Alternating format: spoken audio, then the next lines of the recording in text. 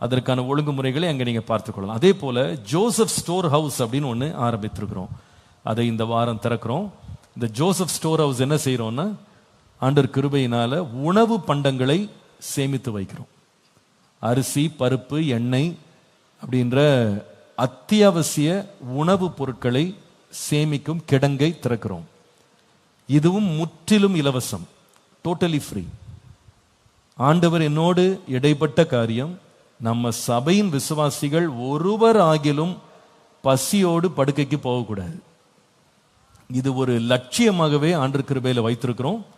ஒவ்வொரு மாதமும் நம்முடைய சபையினுடைய ஏழைகளுக்கு, திக்கற்றவர்களுக்கு, விதவைகளுக்கு மாதம் தோறும் ஆண்டவர் கிருபையில பல வருடங்களாக அவர்களுடைய உணவு தேவைகளை நாம் ஆண்டவர் கிருபையினால சந்திக்கிறோம். இதை தொடர்ந்து செய்ய விரும்புகிறோம். ஷம்மா மூலமா கொடுக்கிறோம். பல ஃபெலோஷிப்ஸ் மூலமாக தேவை உள்ளவர்களை சந்தித்து அவர்களுக்கு வேண்டிய உணவு பொருட்களை கொடுத்து அவங்க பிள்ளைங்க யாருமே பசிப்பட்டினில் இருக்கக்கூடாதுன்னு சொல்லி குடும்பங்களை பராமரிக்கிறோம். அது எங்களுடைய வாஞ்சை, கர்த்தர் தந்த விருப்பம். இதை ஜோசப் ஸ்டோர் ஹவுஸ் அப்படின்ற ஒரு இடத்தை ஆரம்பித்து எல்லாவற்றையும் அரிசி, பருப்பு, எண்ணெய் எல்லாம் அழகழகா பேக்கெட் பண்ணி ஆண்டவர் கிருபையினால 2-3 வாரமா வேலை நடந்துட்டு இருக்கு. அதுல சிலர் ரொம்ப உற்சாகமா வந்து பல மூட்டை அரிசிகள் எல்லாம் கொண்டு வந்து கொடுத்து இப்படி எல்லாம் உதவி செஞ்சு உற்சாகப்படுத்துறாங்க. நான் அவர்களுக்கு ரொம்ப நன்றி உள்ளவங்களா இருக்கிறேன். தொடர்ந்து இந்த ஊழியத்தை செய்ய விரும்புகிறோம். இதையும் ஃபெலோஷிப் மூலமா நீங்க வர வேண்டும்.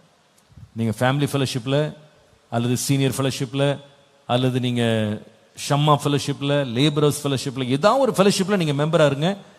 நீங்க ஒருவேளை, உங்களுக்கு அன்பா சொல்றேன், ஒருவேளை திடீர்னு உங்களுக்கு வேலை போயிடுச்சு, எனக்கு சாப்பிட்ற கூட வழி இல்லை அப்படின்னா, யாருமே தயவு செய்து, நம்ம விசுவாசிங்க, பசியோட வீட்டில் முடங்கி கிடக்காதீங்க. தயவு செய்து எங்களுக்கு அதை தெரியப்படுத்துங்க.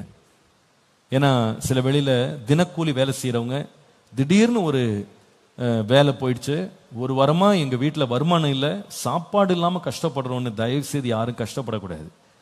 நீங்க தயவு செய்து உடனே உங்க ஃபெலோஷிப்னுடைய லீடரை கான்டாக்ட் பண்ணி இந்த தேவையில் இருக்கிறோன்னு சொன்னா அவங்க உடனே உங்களுக்கு உணவுக்கு தேவையான காரியங்களை உதவியாக செய்வாங்க.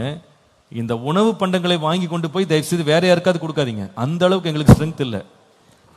நம்ம ஊர்ல இருக்க எல்லாருக்கும் கொடுக்கிற அளவுக்கு நம்மளுக்கு என்ன இல்லை, அந்த அளவுக்கு கிடங்கும் கிடையாது, அப்படி கிடையாது. நம்ம சபையின் விசுவாசிகளே பல ஆயிரம் இருக்கிறாங்க. அவர்களை பராமரிக்கிறதே ஒரு பெரிய காரியமா இருக்கு. அதனால இது பொதுவாக செய்கிற விநியோகம் அல்ல.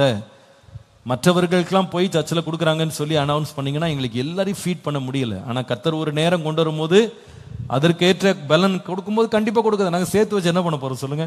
கண்டிப்பா கொடுத்துட்டே தான் இருப்போம். ஆனா இப்பொழுது உள்ள நிலைமை என்னன்னா, நம்ம சபையின் விசுவாசிகளுடைய தேவைகளை சந்திக்கவும் பராமரிக்க மட்டுமே நமக்கு பலன் இருக்கு. இதெல்லாம் தயவு செய்து நீங்க விசுவாசிகள் மனதிலே வைத்து இதிலே உங்கள் பங்களிப்பை கொடுக்கலாம்.